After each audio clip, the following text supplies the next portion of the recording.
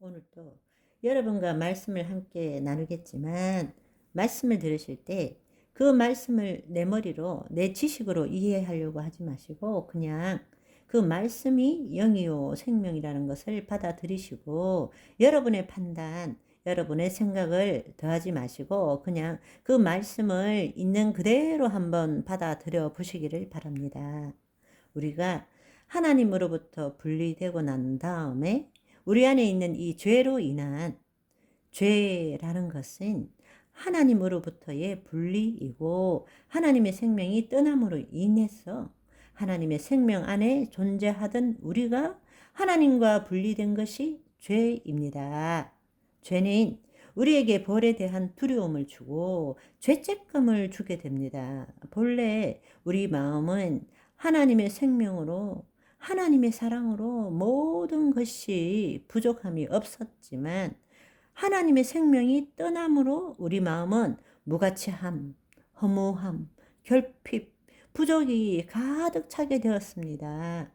우리 안에 하나님의 흔적이 있기 때문에, 본래는 하나님의 생명이 임함으로 우리 마음에 채워 넣어야 할 것을 우리가 하나님과 분리되어서 스스로 독립적인 존재로서 외부로부터 그 모든 것들을 채워 넣으려고 애를 쓰는 것입니다.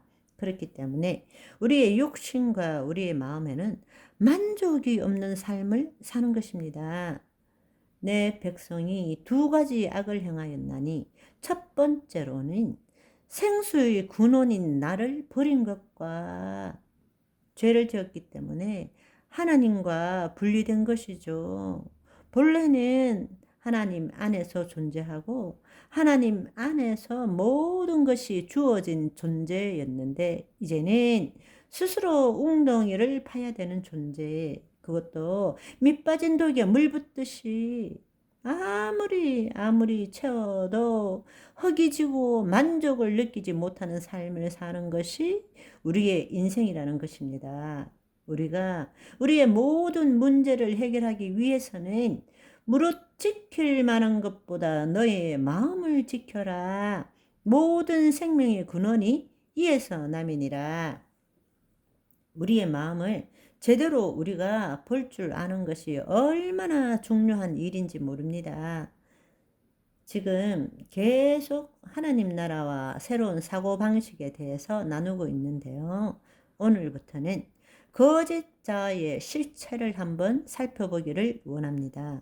그래서 정말 이 세상이 줄 수 없는 자유와 그 하나님의 사랑 가운데 거하는 저와 여러분이 되시기를 간절히 소망합니다. 그런데 우리는 나의 거짓자, 나를 지키기 위해서 내 안에서 올라오는 무가치함, 허무함, 결핍, 부족, 두려움, 죄책감, 이것을 자기 방식으로 해결하기 위해서 하는 첫 번째 시도가 무언가 하면 자기 방식으로 판단하는 것입니다. 판단하는 것. 우리의 생각으로는 판단을 하고 우리의 감정으로는 부정을 하는 거예요. 무가치한 것, 그 다음에 허무한 것을 부정해야 돼요. 그렇지 않으면 그 고통을 직면해야 되고 내가 살 수 없게 되는 거죠. 죄책감, 두려움, 무가치함, 허무함, 뭔가 불안하고 뭔가 더 채워 넣어야 된다라는 이것을 직면할 수가 없기 때문에 자기 스스로가 그것에서 벗어나기 위해서 판단하고 느끼고 하는 이 모든 것들이 뭔가 하면 바로 우리 스스로가 만들어낸 거짓 자아라는 것입니다. 거짓 자아. 이 거짓 자아의 가장 시작이 뭐냐? 판단하는 것입니다. 모든 것을 내 생각으로 판단하는 거예요. 그런데 그 생각이 옳으면 얼마나 좋겠습니까? 그렇지만 우리가 가지고 있는 이 판단하는 기준은 절대 기준이 아니라 부모로부터 무의식적으로, 무의도적으로 배운 것과 내가 경험한 것, 그리고 제한적이고 또 동일시된 조건화된 프로그램일 뿐인 것입니다.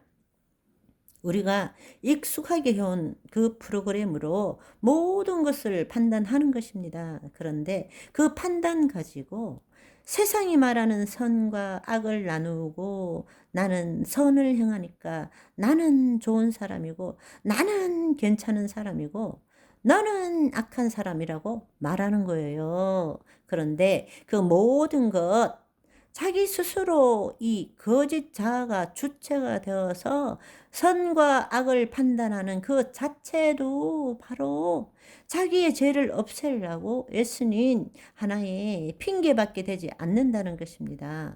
그것이 그 자체가 죄라는 것을 알아야 합니다. 오늘도 우리는 일평생 동안 판단하며 살아왔기 때문에 하나님의 말씀을 듣는 것도 스스로 판단하고 있습니다. 그냥 받아들일 수가 없어요. 어린아이와 같은 마음을 가진 자만이 하나님 나라의 삶을 누릴 수 있는 것은 어린아이는 있는 그대로를 봅니다. 그리고 경험이 없기 때문에 자기의 경험에 기초해서 내 기억과 조건화된 프로그램으로 판단할 건덕지가 없어요. 그냥 있는 그대로 받아들이는 거예요.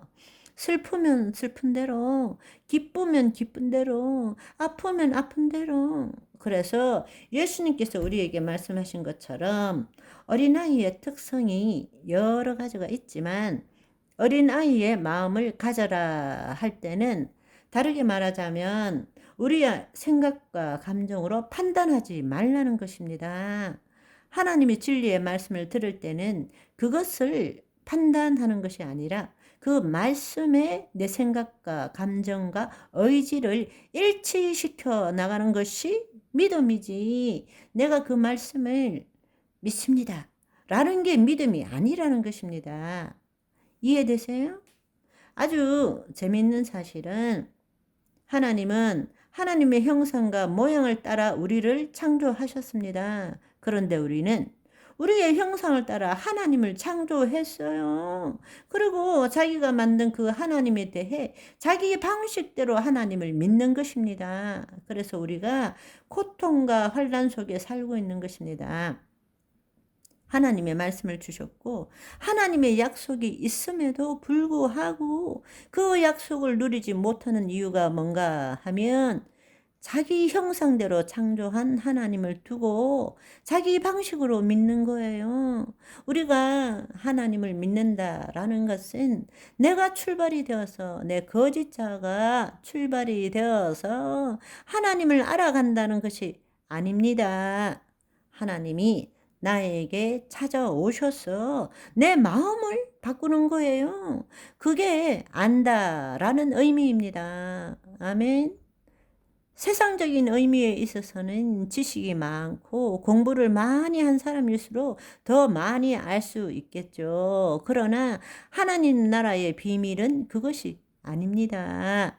내가 알아가는 것이 아니에요.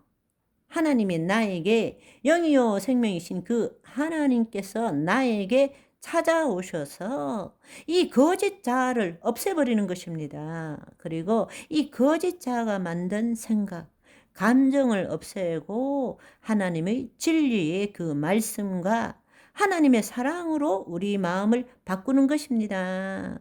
그것이 바로 마음을 새롭게 함으로 변화를 받아라는 것입니다. 그런데 그 일을 행하시는 분이 누구신가 하면 성령 하나님이십니다. 그러니까 오늘도 말씀을 찾아다니며 들으시는 이유는 성령 하나님의 인도함을 받기 위해서 듣는 것입니다. 그런데 여전히 옛날과 똑같은 방식으로 내가 판단하고 맞습니다. 옳습니다. 믿습니다. 이렇게 하면 여러분이 머리로 이해할 수는 있지만 하나님의 생명은 체험할 수가 없는 것입니다. 예수님의 생명 안에 거하고 있는 저와 여러분은 말씀과 세상과 사람들을 볼 때 있는 그대로 보는 어린 나이와 같은 자로 오늘을 보내시기를 소망합니다.